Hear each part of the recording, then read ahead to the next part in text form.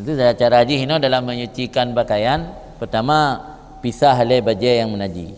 Atau nyoba selalu siji kalau berah benar pudip ilai mesin cuci, putar-putar lainan, jangan suci lah sudah putar-putar yang. Untuk benar proses terakhir untuk bersuci, lebih baik dari phone. Phone proses untuk bersuci ji pudip keran rata, buka iu supaya i mengaili. Buka keran pudip rata ji mesin cucinya kena rata na udip i, rayup bina itu bi kan. Rayup tak buka, rata tak pudip. Ji putar kosong le mana. Dalam keadaan udip i rata tehar rayup. Kira-kira kata yakini nyo hanali najis kabeh pilih rayup tu rayup buka i ka punah yang pelan i pudip tu ngai buta-buta.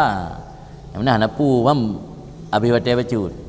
Yang pelan habis batai ni pilah dari phone ni pilah juta hijah yang menajis, tahijah yang hana menajis. Sebab syarat untuk suci no benar tapi ilai i nya dengan jadi masalah. Nyo i yang ka tudung dalam sabuh bak atau dalam sabuh ember dapat soi jam menajis kenan hana tapi ilai tak buta-buta sagai lain tabut juk lai lam hana suci i. Karena i yang gak kenang bertemu dengan najis benar melawa-lawa inallahu hana ilaihi lain. Oleh sebab itu kita kalau cuci baju di mesin cuci, perhatikan kain yang kita nak letakkan dalam mesin cuci itu mengandungi najis atau tidak.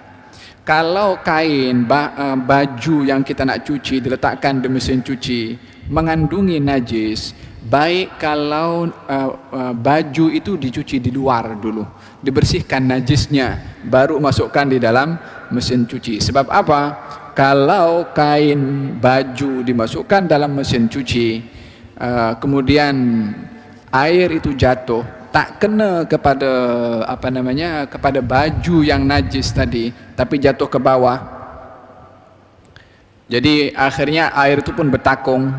Dengan bertakungnya pun akhirnya bercampur dengan baju yang ada najisnya. Dalam hal ini baju itu dan semuanya, baju yang akan najis, semua baju yang awalnya tak najis jadi najis semua karena bercampur dengan air, airnya menjadi najis. Semua baju yang terkena dengan air najis akan menjadi najis. Jadi kalau ada baju yang najis, sebelum dimasukkan di dalam mesin cuci, cuci di luar dulu, lepas itu masukkan ke dalam mesin cuci untuk mengelak daripada menajiskan semua baju. Ini untuk membezakan tadi yang saya katakan antara najis dijatuhi air dengan najis menjatuhi air.